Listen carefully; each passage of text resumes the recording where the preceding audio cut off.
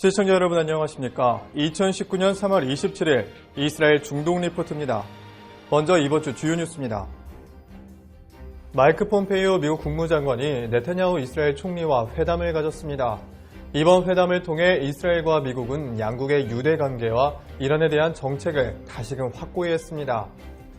네타냐후 총리가 미 국무장관과의 공동 기자회견에서 곤란 구원을 언급한 다음 날인 21일 도널드 트럼프 미국 대통령이 곤란 구원에 대한 이스라엘의 주권을 인정했습니다. 4월 이스라엘 총선 이후 미국의 중동 평화안이 발표될 것으로 예상되는 가운데 네타냐후 총리는 중동 평화안이 예루살렘 분할안을 포함한다면 평화안을 거부할 것이라고 밝혔습니다.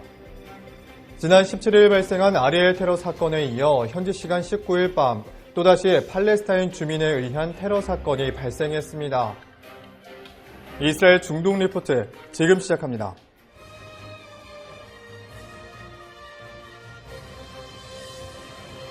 첫 소식입니다. 마이크 폼페이오 미국 국무장관이 네타냐후 이스라엘 총리와 회담을 가졌습니다. 이번 회담을 통해 이스라엘과 미국은 양국의 유대 관계와 이란에 대한 정책을 다시금 확고히 했습니다. 현지 시간 3월 20일 중동 3개국을 순방 중인 마이크 폼페이오 미국 국무장관이 이스라엘을 방문해 네타냐후 이스라엘 총리와 회담을 가졌습니다. 회담 이후 열린 공동 기자회견에서 네타냐후 총리는 미국과 이스라엘은 이란에 대한 압박을 강화하기 위해 긴밀하게 협력하고 있으며 전 세계와 이 지역에 대한 이란의 공세를 함께 몰아낼 것이라고 밝혔습니다. 또한 이란군의 시리아 정착을 저지할 것을 재확인했습니다. I also appreciate the fact that the United States gives Israel the full backing to defend ourselves against Iranian aggression. I want to use this opportunity and say that we will continue to take action as needed against the attempts of Iran to entrench itself militarily with dangerous weapons in Syria.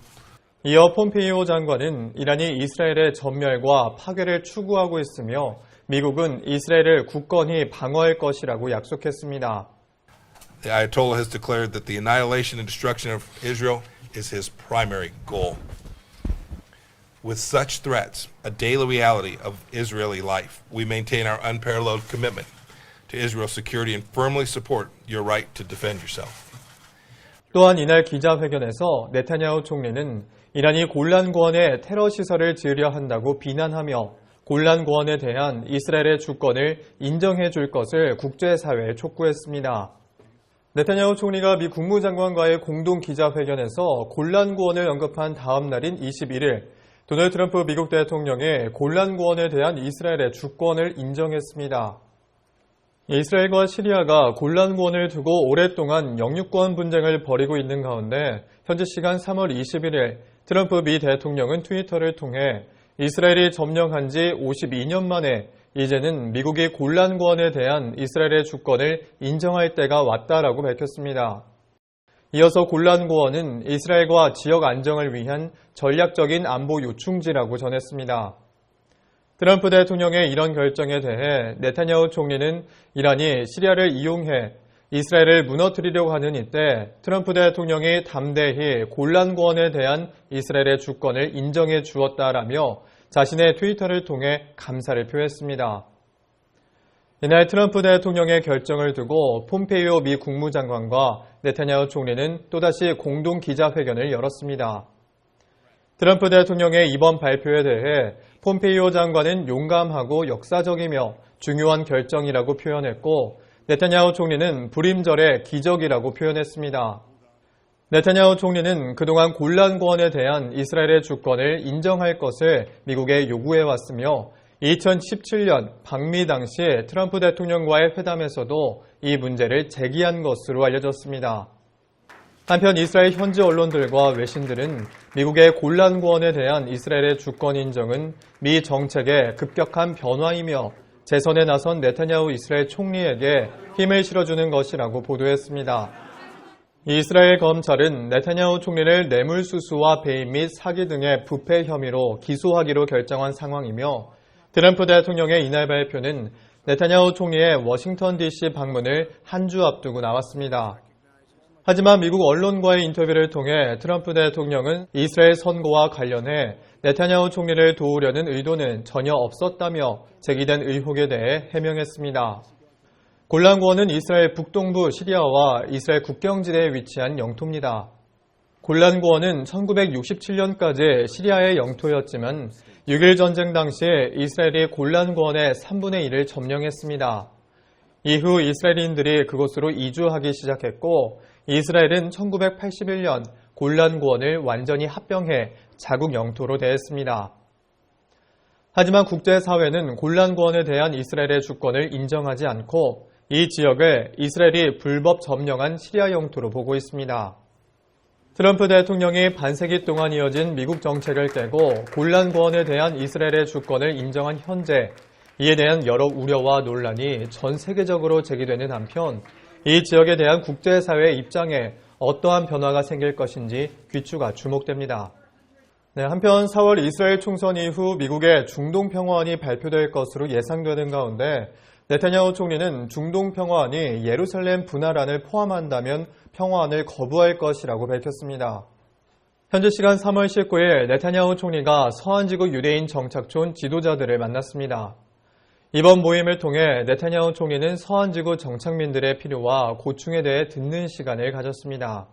또한 이스라엘 현지 언론들에 따르면 이번 모임에서 네타냐후 총리는 트럼프 행정부의 중동 평화안이 유대인 정착촌 철거나 예루살렘 분할안을 포함한다면 해당 사안들에 대해 전적으로 반대할 것이라고 밝혔습니다. 한편 네타냐후 총리의 강력한 라이벌인 베니 간츠 청백당 대표는 이스라엘 언론 매체 하다샷 TV 뉴스와의 인터뷰에서 팔레스타인과의 평화를 원하지만 마흐무드 아바스 팔레스타인 수반은 평화를 위한 동반자가 아니다라고 밝혔습니다. 또한 인터뷰 도중 청백당의 목표에 팔레스타인 국가 건설이 있는지를 묻자 간츠 대표는 직접적인 답변을 피했지만 이스라엘이 결국엔 팔레스타인과 분리될 것임을 시사했습니다. בסוף הדרך יש מדינה יהודית, דמוקרטית, מוגנת, חזקה, עם רוב יהודי מובהק, ומה יקרה בצד השני זה יהיה תוצר של משא ומתן, שכשנגיע אליו נעשה אותו. 미국은 4월 9일 이스라엘 선거 이후 새로운 중동 평화안을 발표할 예정입니다. 트럼프 행정부는 평화 협상의 최종 결과는 이스라엘과 팔레스타인에 달려 있으며 이를 위해서 양측 모두 타협해야 할 것을 여러 차례 강조해왔습니다.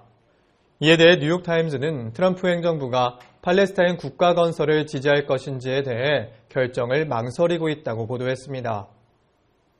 지난 17일 발생한 아리엘 테러 사건에 이어 현지 시간 19일 밤 또다시 팔레스타인 주민에 의한 테러 사건이 발생했습니다. 각 사건의 테러범들은 체포 과정 중에 발생한 이스라엘군의 대응 사격으로 인해 모두 숨졌습니다. 현지 시간 3월 19일 밤 아리엘 테러 사건의 범인이자 19세 팔레스타인 청년 오므리 아부 라일라가 이스라엘 군인들과의 총격전 끝에 결국 총에 맞아 숨졌습니다. 지난 3월 17일 아부 라일라는 서한지구의 아리엘 유대인 정착촌 출입구에서 흉기 공격과 총기 난사 사건을 일으켰습니다. 이 사건으로 인해 19세 이스라엘 군인 갈 케이단 하사와 47세 라비이자 12자녀의 아버지 아히아드 에틴절이 숨졌습니다. 해당 사건 이후 이스라엘군과 경찰, 이스라엘 국내 정보기관 신베트가 즉각 수사에 나섰고 범인 수색을 시작한 지 이틀 만에 서한지구 아부웨인 마을에 위치한 범인을 추적했습니다. 이후 체포를 위해 이스라엘 군인들은 마을의 전기를 끊고 아브라일라가 숨은 집을 포위했습니다. 하지만 집안에 있던 범인이 군인들을 향해 갑자기 총기를 난사했고 얼마 지나지 않아 군인들의 대응 사격에 의해 숨졌습니다. 네타냐후 총리는 신속한 대처로 끔찍한 테러범을 제거한 이스라엘 경찰과 이스라엘군이 자랑스러우며 우리 시민과 군인을 공격한 자들은 이스라엘의 영향력에서 벗어날 수 없다고 전했습니다. 또한 네타냐후 총리는 피해자 가정인 에틴절 라비의 가정을 방문해 조의를 표했고 테러범에 대한 사형 제도를 추진하겠다고 약속했습니다. 한편 같은 날인 19일 밤 서한지구 나블루스에서 2명의 팔레스타인 테러범이 숨졌습니다. 이들은 요셉의 무덤 출입구를 지키던 이스라엘 군인들에게 폭발물을 던졌고 이후 대응 사격에 의해 사살됐습니다.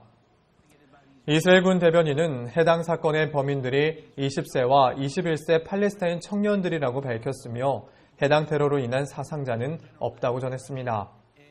오늘 저희가 준비한 소식은 여기까지입니다. 시청해주신 여러분 고맙습니다.